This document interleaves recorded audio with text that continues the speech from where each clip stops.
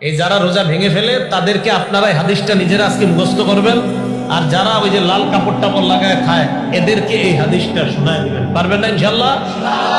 বাংলাটা মুখস্থ রাখতে পারবেন তো? বাস শেষের অংশটা মুখস্থ রাখলেই চলবে, শুধু শেষের জায়গাটা মুখস্থ রাখলে চলবে। আমি বলছি মন দিয়ে শুনুন। রাসূলুল্লাহ সাল্লাল্লাহু আলাইহি সাল্লাম বলেন, আমি ঘুমিয়েছিলাম, স্বপ্নে দুই ব্যক্তি আমার কাছে এসেছে, আমার দুই বাহু ধরে আমাকে টেনে নিয়ে গেছে, দুর্গম একটা পাহাড়ের কাছে আনছে। ওই পাহাড়ের কাছে যাওয়ার পর আমি পাহাড়ের সামনে দাঁড়িয়ে রইলাম।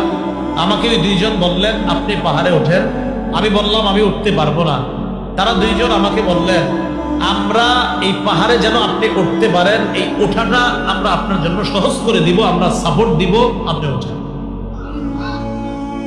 রাসূলুল্লাহ সাল্লাল্লাহু আলাইহি সাল্লাম বলেন, ফাসাইদতু, আমি পাহাড়ে উঠলাম।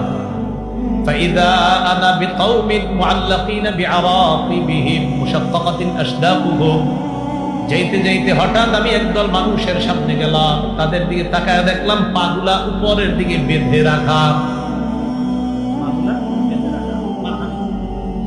আর কি দেখেন? পা উপরে মাথা নিচে। মুশাক্কাকাতিন আশদাকুহুম, এই দুই পাশের যে দুই গাল, এই দুই গাল করাত দ্বারা চিরতেছে। উপরে পাগুলা, নিচে ঝুলন্ত, এইভাবে আপনার গাল ছিঁড়তেছে। তাসিলু আশদাকুহুম দামা, এই পুরা গাল, এই চোয়াল সহ রক্ত করতেছে। এই কল্পনায় আনেন, দৃশ্যটা কল্পনায় আনেন, পা উপরে মাথা নিচে, দুই পাশের গাল থেকে রক্ত পড়তেছে। ব্যাপারটা কত ভয়ঙ্কর! রাসূল বলেন, আমি বললাম, এগুলা কারা? কার সামনে আমি আসলাম? মান হাউলা?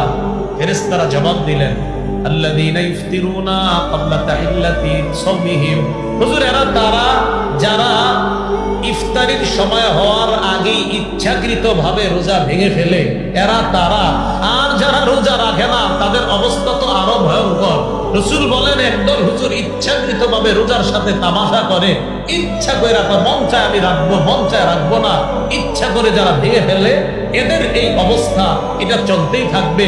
পাগুলো উপরের দিকে দেওয়া, মাথা নিচের দিকে দেওয়া, দুই পাশের গাল বেয়ে বেয়ে রক্ত পড়তেছে। এরা কারা? যারা ইচ্ছাকৃতভাবে রোজা ভেঙে ফেলে।